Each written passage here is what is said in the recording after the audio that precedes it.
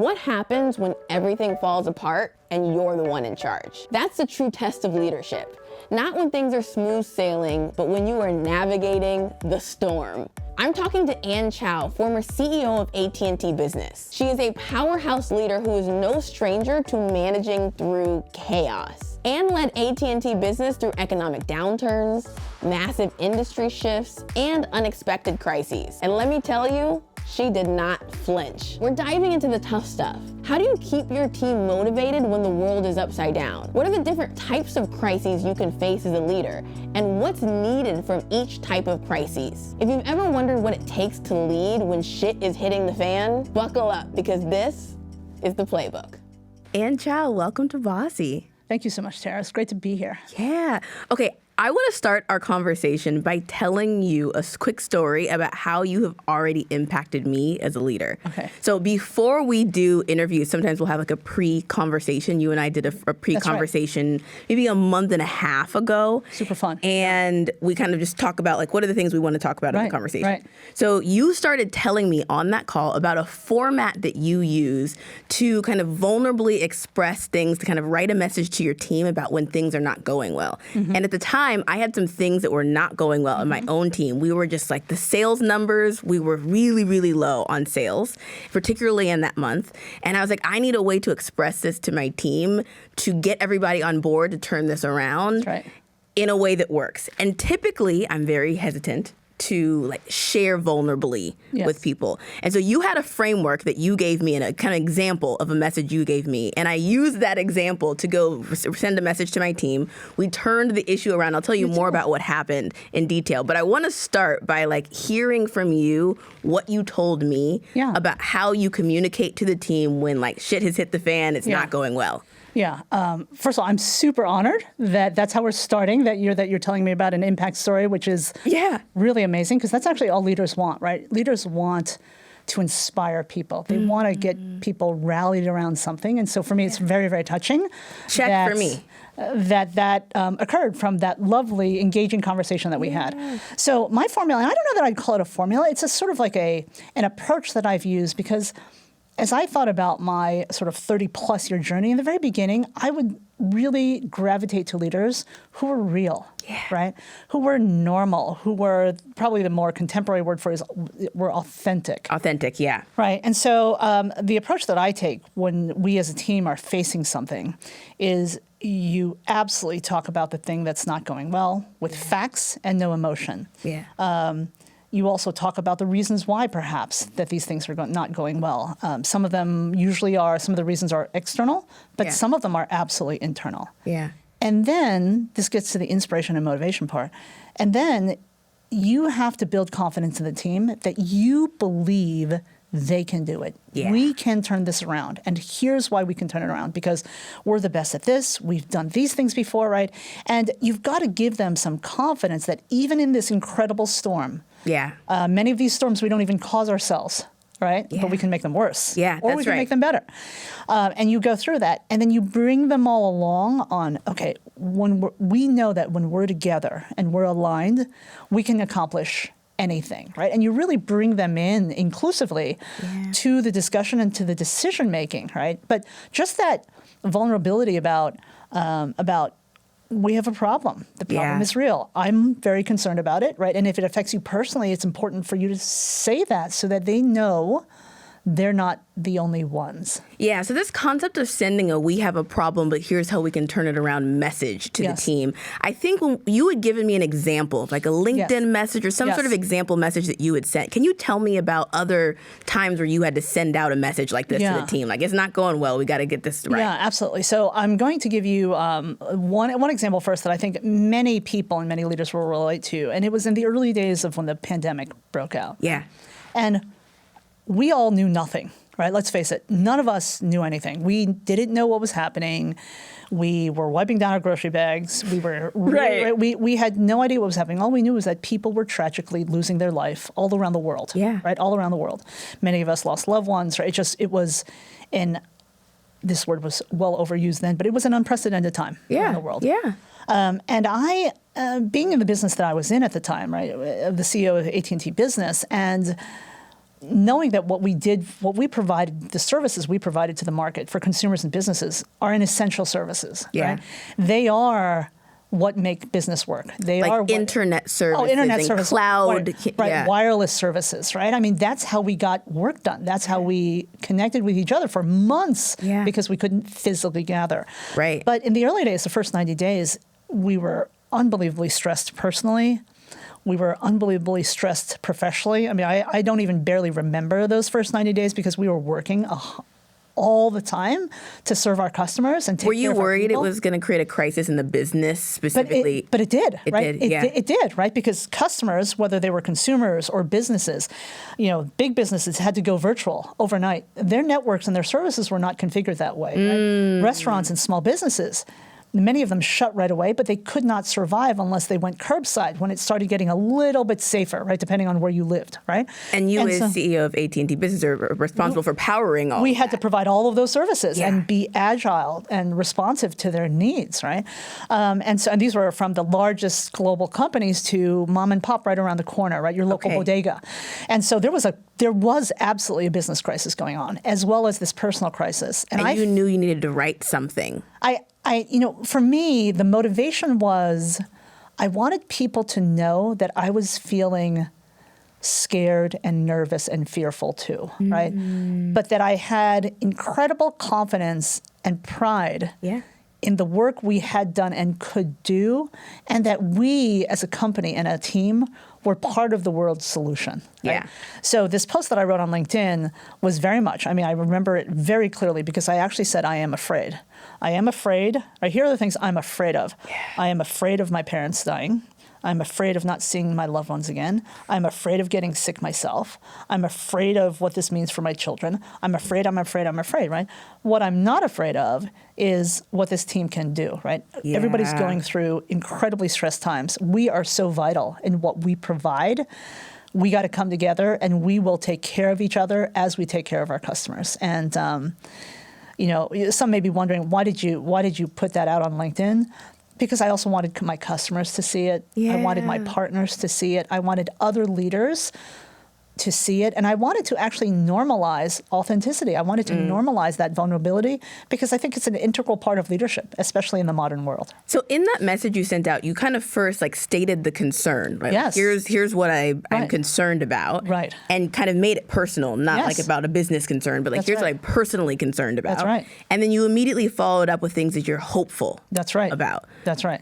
And what were some of the things, again, that you said that you were hopeful about? Yeah, I was hopeful about the world's ability to come together and work through this. I was hopeful for the power of our technology and what we could do for our customers, right? A perfect example is with our first responders, right? You think about who is a first responder. We automatically think about, police, fire people, but grocery store workers became frontline workers, right? They became first responders. People who were monitoring and staffing tents and whatnot were frontline workers. And so enabling them with technology, test, and then provide vaccines.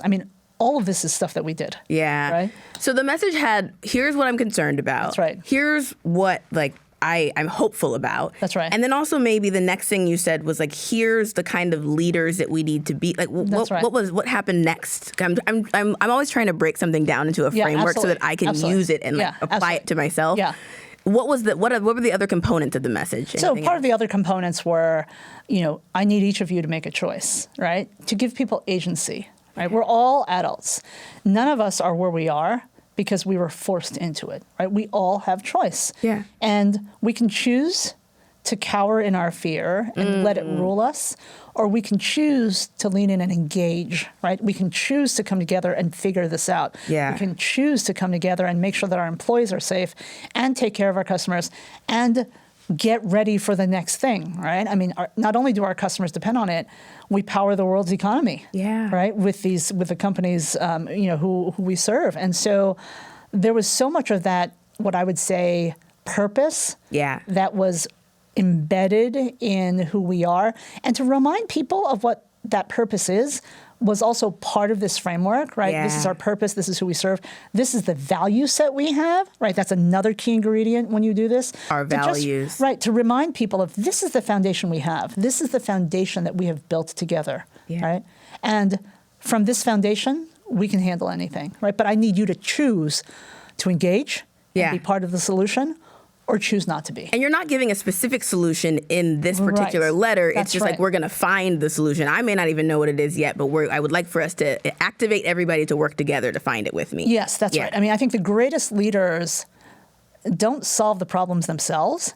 They surround themselves with people who solve them, right? Who can solve them even more innovatively with many different perspectives. This is so important, I think, as women leaders for us to remember, because sometimes we want to take on all of the responsibility to solve the problem ourselves. And this is something I often find myself struggling with. Likewise. There are certain people on my team where I know that they want more insight into the details of what's working, what's not working. They want more of that from me. That's right. But I feel like I'm like shielding them from that. Like, that's my burden to hold on to. And and that doesn't help anybody. A lot of times. I also feel like, though, there are people on my team who maybe like the highs and the lows of it all, because being a leader really has a lot of highs and lows, that would really overwhelm them and make them feel stressed out about like the safety of their job. That's right. How do you know if someone is a good person to like give a lot more vulnerability details to, and who to not give that to? Yeah, I think this is, Tara, this is such a great point, right? Because I actually believe that one of the most important traits of any leader, but especially inclusive leaders, they possess this, is interpersonal flexibility. And the key word there is interpersonal. That means you have the ability to relate to someone else. It means that you meet them where they are, but that you connect with them where they are. Yeah. So it's a leader's job to figure out where each one of her or his or their people are. Yeah. And, for the person who wants that detail from you, right, they would perceive you not sharing it as a lack of trust and not being empowered, right? So you're actually doing a disservice to them and you and your relationship and your business by not trusting them more, not empowering them, because they may be able to share your burden. They may be able to come up with new opportunities based on their own unique perspective of the data. Yeah, no, that makes me think actually of something that my father always said about parenting and his parenting strategy, which of course your employees are not your children. Right. But he would always say, like, my kids are all really different people, and so I've got to switch up my approach for each one of you because it's not the same. That's right. And of course your kids are not your employees, or you're not your kids, but like having that understanding of how you respond differently to different people is really useful, and maybe not one that I fully have my hat on when I think about my team. Yeah, because you can't, it's not one size fits all. Right? That's actually the nature of diversity, is that it is never one size fits all, right? Right. There are no two of us that are the same. But then I want to touch on the kind of person, the kind of team member that you refer to second, right? Which is, but there are some people who are more, I was going to use the word fragile, but I want to use the word sensitive. They're more sensitive to things, right? There may be things going on in the iceberg of their life that you don't even know what's beneath the surface, right? And with those people, I think it's really important to understand their motivation. It's important to understand as much as they're willing to share with you, right? And let them know that you'll be there for them. Now, this is not at the cost of like not holding them accountable for their job. Right. But to the extent that you can be flexible, to the extent that you can be very, very clear about, look, I get that you might not be able to make this meeting or do this, or you're having a really bad week. What I need you to do is I need you to focus on this, provide it to me by next week. If you can't do it, just let me know so we can cover for you. I don't want to put you or us or the business in a situation where you miss the deadline. Yeah. I think in my situation and a lot of our listeners' small business situations, like I have a team of 13, for example. I think the delineation usually is that I have people on my team who they want to work on a really small team because they're entrepreneurial themselves. That's right. And they like the idea of maybe not leading the company fully, but like having a leadership role at a really small team. Right. And then there's other people who are a little bit less entrepreneurial themselves. Yes. And that's maybe kind of who I have in my mind, because the people who are more entrepreneurial, I think they're interested in the highs and the lows and like, oh, dang, like we're not doing well this month. This month we're doing really like all of that. But I think maybe my concern comes when people are not looking for entrepreneurship. Like I chose this, right? I chose this level of leadership. That's, I think, the lineage for me. Yeah, and I think my coaching to you would be, if I could be so bold. Yeah, please. Is I think with people, right, you need all kinds, again, the beauty of diversity, the beauty of inclusive leadership, which is what my new book is about, is is about valuing people for their unique gifts that they bring and assembling a team of excellence. Yeah. Right? It's about widening your perspective to have, by including everybody that is vital to your team and your ecosystem, to have greater performance and greater impact, right? Right. And so you need people like this group of people because there will be some more predictable tasks. There will be more routinized tasks. There'll be work that your high entrepreneurs don't want to do because it's too structured, right? Or it's too routine. But you need that work done, especially as a small business, to scale, right? And isn't the mission of every small business somehow to grow and scale and broaden the impact that you're having, whether it's on your community, on a burgeoning customer base, or whatnot? No, totally. Okay, I want to read to you pieces of this letter that I wrote to my team, and I want to get your feedback on how I could have made it better. Okay, so this letter already went out. This letter already went out. So I sent a letter. I actually didn't send it publicly to everyone. I sent it individually, but like a modified version to each person. Very good. So, and I mainly sent it and we'll talk about different types of crises that might come up in business. But for us, it was like a financial related crisis. We were not hitting the number and we were not on the way to hit the number. And I could see what was happening about why. So I shared this. So this is very out of character for what I would normally do. Okay. So I said, I want to write a letter to get your help. I am concerned. Right now, we're on track to have a lowest revenue month in multiple years. I can see sales rep calendars shrinking in availability. I can see follow-up activity really low, and I can feel a level of checked outness from the team. We can't sustain that way, but I know we can turn it around. Everyone on this team is a rock star and is committed to helping our customers bring their ideas and their business ideas to life. So I'm on a personal mission to turn this around and to lean in. So I'm going to be taking like full day of like working with the sales team myself, also like being on calls. It also means that I'm going to stop what I'm doing to be more supportive, to support all of you guys in this over the next 45 days. So I need you to help me though. Do you have 20 minutes for a quick sync? I want to share more details about what exactly I need your help with so that we can drive this number and hit the goal and hit our impact goals for this month. Yeah. That was my attempt. Yes. What do you think I could have done better? What worked? What didn't work? Okay. Well, absolutely. First of all, congratulations. I'm proud of you. I'm proud of you for... We were 5% away from... So I sent this message on the 20th of the month. I remember you were worried about this when we talked. And everybody turned this around. We got 5% away. We were 5% under the number, but we almost hit it. We were very, very close to hitting it, and we were far off from that. Right. And so this worked. I want to hear, though, how I could have made it better because I want to iterate on it. Absolutely. So what you did incredibly well was you started out with vulnerability. Yeah. Right.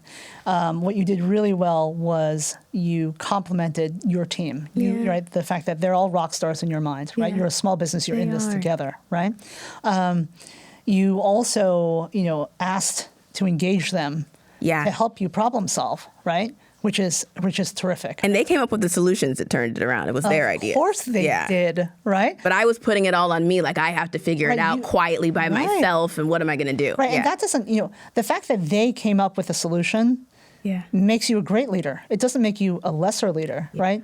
You unleashed the power of your people, right? You widened your perspective by including everyone to have a bigger impact, to have better performance, right? That's what leading bigger is. So that was a total leading bigger move, by the way. Okay, so constructively, what could you have done better for the next time? I would say there's a little bit of too much I in there. Aha. Right, so the weighting of the I, right. Okay. Right. So there's a lot of I versus we. Right. Got it. I could just swap that out. We can do as opposed to I'm going to do. Exactly. That's true. I had a whole paragraph of what I was going to do to lean in because I still have this imposter syndrome about like it's my thing that I have to figure out. Well, it's your business. So first of all, of course, you're going to take deeper ownership of it because it's your business. Yeah. That's totally normal. Yeah. But you've made a decision to have these 13 people on your team. Yeah. They've made an adult decision to be part of your team. Right. So I'm not saying give away your ownership. I'm just saying that you've consciously made a decision to have a team of 13 people. Yeah. It's because you know you can't do it by yourself. Yeah. You need 100%. them. They are there because they want to be there. Yeah. They choose to be there. Okay. Right? Okay. So I would say the balance of I versus we is very important. I'd relook at that. And by the way, to this day, 30 plus some years later, I still have to cross-check even notes that I send people for the balance of I. That's so good. Not. Interesting. Okay. Right? And I think for me, it comes from a place of wanting to take radical responsibility, but it doesn't help. Well, I'm not telling you in to the not take message. radical responsibility, but when you choose to be a bigger leader, that responsibility is not just you. It's your people. So good. Okay? Okay. The other thing that I would say, the other tweak that I would make is, since you took the time, again, kudos to you for this, for sending 13 individual notes, Yeah. I'd maybe even personalize it a little bit more. Yeah, that's So like right. if you were writing to me, let's pretend like Tara's writing to me, Tara would say something about, Anne, you know, I have great confidence in your ability. When you led that project last year, you know, I saw the potential that you had, and so I really need your unique contribution. So right? good. So because you went through the effort of personalizing each individual message, you could personalize it even more. You could even do it extra because it shows them, one, each individual, that you value them, that you value their skills, that you value their perspectives and their contributions. And it's just, who doesn't like to be told they've done a good job? Who doesn't want to be valued for their own unique contributions, right, as part of a team? So that would be the other, black belt move that I would give you. Those were really good. You Okay. used the word black belt. I was like, those are sniper records. Those are perfect. yeah. That was good. Okay, so when entrepreneurs, when business leaders, when anyone who I would put as like a boss in your own right, right, is thinking about how to lead in crisis when things are not going well. There's different kinds of crises that could come up. Like there's like a market crisis that maybe you don't impact. What are a couple different types of crises that are out there people should be aware of? So you pointed out one, which is a market-created crisis. Yes. Right? Which is, did something happen in the stock market? Did something happen tectonically? You know, that, like a big competitor comes in, a demand completely changes. That's right. Somebody completely intervenes on your business model, and then what happens, right? Other crises that can occur, and I think this one, in today's world and in the emerging workforce are much more attuned to, just given the power of media and near real-time information, whether it's fact or fiction, right? Or somewhere in between. And that is, the global crises affect us, right? I mean, how did you feel? I'm going to get very personal right now, if that's okay. Yeah. How did you feel with Black Lives Matter? How did I feel when Stop Asian Hate, when the hate crimes against Asians escalated, right? You had a personal, visceral reaction to that, right? 100%. I had a personal, visceral reaction to that as a human. A little crippled is like the answer, just like squished. Yeah, and I'll admit to you, there was some level of despondency that I felt like, how can I help fix this? How can this possibly be in today's day and age that it can get so ugly, right? Yeah. But you have a job to do. You're a professional. I had a job to do. I'm a professional, right? So as a leader, you can't just be in your bubble of your work. What would you call that type of crisis? Like there's like a movement going on that is I almost feel like cultural? It's a cultural crisis, perhaps. In some ways, it's almost like an existential crisis. Because one of the things that we cannot shield ourselves now from is global happenings. Yeah, right? I would imagine like a Me Too movement, and particularly for a lot of men as leaders, they were thinking a lot about how do I change up how I lead in this. So okay. That's right. I had many of my male mentees come to me and say, Anne, do you mean like I can't like take one of my people out to lunch? I'm like, that is so not what that's this is about. That's not the point, but trying to figure out what do you do and what do you need to shift in that. Because it was so sensitive, right? So leaders have to be much more aware of the bigger issues that are happening, right? That you may not think geopolitics affects you. It may affect your people. So while you may not viscerally feel it, you have to be sensitive about that to the people. Yeah. Right? Then there's, of course, personal crisis, right? We all have gone through it. For those of us who work, it's tough, man, when you're going through a personal crisis and trying to do your job. Trying to be productive. And trying to hold it together. It's horrible, right? And that crisis, and I find this, as a woman, we tend to carry the world's burdens. But the crisis, in my view, right, the crisis isn't necessarily with me. It's with my loved one, my parents, my children. And you're taking that on. And it's a crisis for me, right? Like if it were just me, I'd be okay, right? But if it's a crisis with them, man, I mean, these are the most important people in my life. So you have to be mindful. I use that word, the iceberg, right? You have to be mindful that all of us are living that life. And you as a leader need to be sensitive that you don't, your people don't owe you access to what's happening in their life. But you have to be sensitive to it and be respectful of it. And so those crises are real, right? And they can be triggered or caused by anything. Yeah, right? no, that's good. Yeah. In a business, you might also have like a financial crisis. The financial crisis with a recession or whatnot, right? If you're a global business, the value of the dollar, the value of money, you know. If you're an entrepreneur, we're going to run out of money. We haven't fundraised the amount that we need. Right, a supply chain crisis, right? A talent crisis. What happened? And I want to make sure that, you know, I hope this never happens, right? Yeah. But what happened if tomorrow you had 10 of your people say, I'm going to somewhere else? Oh my gosh. Yeah, it would be crazy. Well, right. But as a leader, you have to be prepared, right? For that, You know, and the way that you make sure that doesn't happen is that you connect with each individual. Yeah. You understand where each of them are. Yeah. Use that impersonal flexibility, like your dad said, right? So that you're not surprised and that they're not surprised. So you can support them on their journey as they're contributing to the business and make sure that that doesn't happen. Okay, right? I'm going to ask our audience to join into the conversation with us. If you come on YouTube, we can see what you're commenting and we can kind of do a community share here.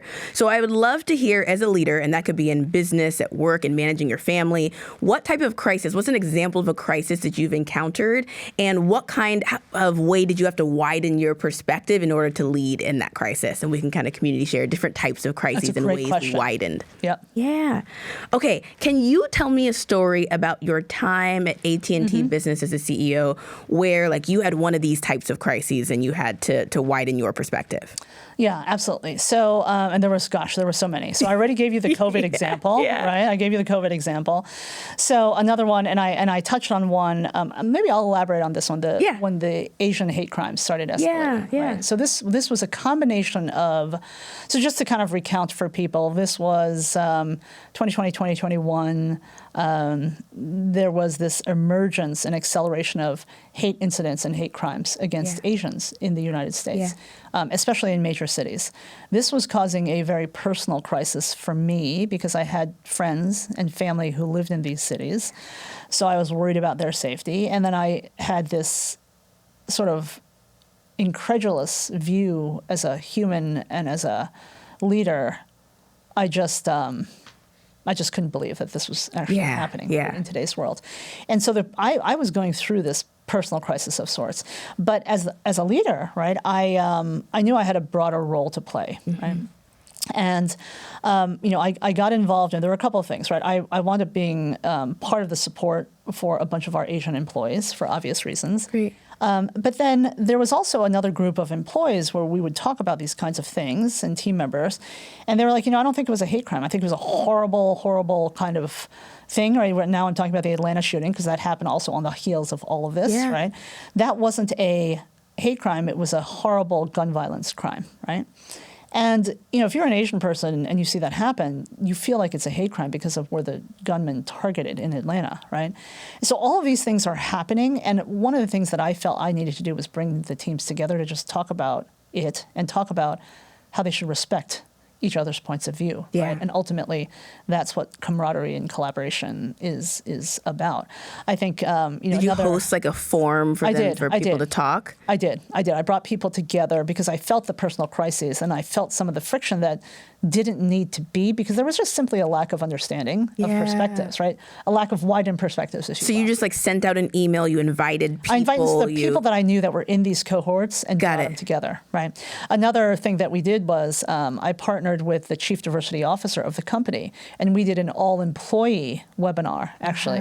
That was, of course, voluntary for people to attend, and he brought in myself and another Asian leader in the company, and we just talked about it. We just talked about it to share with everyone what it felt like, what some of the issues were, and to also engage people just in supporting each other as humans. Yeah. Right. So for someone who wants to, maybe they lead a small team at work or they run a small business, how could they take some of the learnings about what you did in these scenarios and maybe do it for their company site? So maybe it's not a humongous webinar of all of the employees. What are kind of some small ways to do that kind of thing? Yeah, I think we've touched on a lot of these, right? And I think one way that I incorporated this, let's say, just even with my team, right? My team of direct reports, who was about 13 people, right? 13 to 15 people.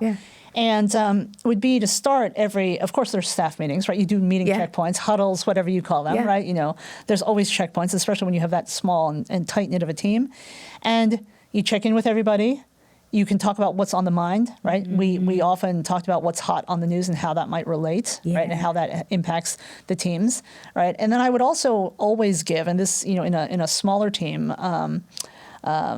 you would still have somebody that is very more sort of finger on the pulse of people issues, right? You have your culture carrier, right?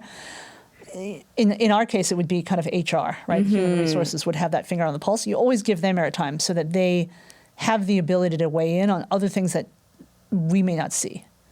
Got it. So in the beginning of the meeting, you're saying you leave time for people to just talk about what's going on and how they're feeling. That way, right? Or you start that way. If there's a major world event, something happens, right? You something open up competitively, right? If there was a competitive move that took us by surprise, you got to air that, man. You can't just, you almost have to start there depending on the degree of impact to your business. I always feel so awkward starting there. Well, I think it depends on the degree of it. Yeah. Right? Yeah. I think that the thing that I would caution you and others to, if you leave it to the end, you can't skip it. Yeah. That's right. That's right. Do it at the beginning. Give the space for it. And I loved the other idea that you had about like knowing who the person is on your team who is the culture. What'd you call them? The culture carrier. The culture carrier. Like they know how people are feeling. And they're people's confidant, right? Like people go to them. I know exactly who that person is on my team. Her name is Christy. Like she's got a good pulse on. She's also like the most bubbly, kind of energetic one on the team too. But she really has a good pulse on that. Right. And there's so many ways I could leverage her and work with her more to make that. Here's another tip though. Here's another tip that I've used also with a more intimate sort of group, right? Which is, at the end of a meeting, say, okay, is there anything else that we left off? Is there, let's talk about what's the one thing that we hope that, or one thing that each of us would want to change about where we are right now. So easy of a question, right? Like, so this is where we are. We've talked through it. We have a plan. We're aligned. But I want to hear from each of you. What's the one thing that we didn't talk about that's really still bothering you? Oh, that's a good question. Because there's something. And it's the way you worded it is good, right? It's not like, is there anything else? Because it's so easy for the people like, it's like, how are you? Fine. Right. You get a vague answer if you ask a vague question. I love that. Okay, so one more thing I've heard you talk about is the difference between motivating and inspiring. Yes. And I think I was telling you, like, my boyfriend is also a startup leader. He's really good at I call it the Spartan leadership. Like, he's like, we've got it. And he is really good at riling everybody up. Yeah. And that works really well. I don't have that. Let's rile everybody. And you have it in you, I bet. I think I do it in a different way. Yes. I'm not sure that I'm hooing and hawing. Yeah. But that being said, I want to understand your thoughts about the difference between motivation and inspiration. And is that style motivation? Is it inspiration? I kind of see ways that it's both. What's the difference? Yeah. So just simply based on what you just described with your boyfriend, to me, that sounds like motivation. It sounds like cheerleader, right? It sounds like you're being a cheerleader. Yes. Which is important, right? You want to keep people positive, energetic, but also can be superficial. Okay, yes. Right? Because if you're not getting into the issue or the opportunity more deeply, it could just be, okay, we can do it. It's the end of the month. Let's make our number. We all have done it. Yes. Those of us that are in sales, we do that every month, right? It's actually part of our DNA, culture. Right? Yeah. Right? We do it every quarter, whatever, right? Right? But the question is that motivation, is that inspiration? That's motivation, right? Motivation is external. That's that sales goal. We have to hit it, right? Yeah. We need to do that, right? Or, hey, guys, if we hit this number, if we make this number, we're going to be able to bring in new investors, right? We can go in for another round, right? Or, hey, you know what? If we hit this, we're gonna be able to land really big bonuses this year. Right. If we land this big contract, there'll be an incredible testimonial for us to penetrate that new customer base, right? Yeah. These are all external motivators, which are important, right? Because it's important to understand substantively what those motivators are, right? Because then you can sort of connect to them much more effectively in the work itself. Now, inspiration to me is actually what great leaders, bigger leaders do. Mm-hmm. Inspiration comes from within. Yeah. Right? It comes from inside. And here, my advice to people is no matter the size of your business or organization, have great clarity about the purpose of your company. Why do you exist? This is actually the very first chapter of the book. Why do you exist? What would happen if you don't exist? Who would care if you don't exist? Yeah. Right? Be clear about that, because what you ideally want is you want people on your team who believe in that purpose, who viscerally feel that purpose, right? The second key ingredient to that is understanding what your values are, right? We all have personal values, the things that we value, right? Some of mine are authenticity, trust, truth, integrity, directness, transparency, caring, right? These are some of my personal values. Yeah. But we also have, when you're a leader of an organization, you have professional values that your company upholds. Yes. Right? So it is important to ensure that as many of your team members share those professional values, right? And it is the best case when your professional and your personal values overlap. Yeah. Aligned, right? Those are places we love to work, right? They are places where we're inspired to work from within because I believe in this. When I think about the solution to the challenge that you had helped me with, that I talked about at the beginning of this episode with my team and us not hitting numbers, the actual solution ended up being a combination of motivation and inspiration. Yes. I listened to what people were telling me was the reason that they were feeling kind of checked out. Yep. And we kind of put together a combination of things. Yes. So on the inspiration perspective, some of the folks were saying like, well, we used to meet more regularly as a sales team and we kind of made that less. Right. And I kind of don't really feel as connected to everyone. Yep. So I'd like to have a little bit more connection to everyone on the team. That would make me feel better and more motivated. Yep. And also we added more regular syncs, kind of these 15-minute stand-ups every day. Yep. And also in that, people went around and shared the customers that they were excited about helping and why they were most excited about helping them bring their ideas to life. And that really helped. And then, so that was maybe more on the inspiration side. And also some folks said, because this was a sales issue, I have sales folks usually are very like numbers and I want to hit my target 100%. Motivated. Yep. So they're like, also, I would like more money. And so we added something that would be like a bonus for people too, but we did a combination of the motivation and the inspiration. Perfect. I think that one of the things I notice about motivation is that it has more of like a short term, like if you need to move quickly, the motivation thing moves quickly. The inspiration maybe is a more long-term play. Do you agree with that or see that differently? Yeah, I absolutely agree with that. Right? Motivation is episodic. It's situational. Inspiration is sustained, right? Inspiration is sustained, right? When it comes from inside, right? We have a bad day at work. We have a bad month.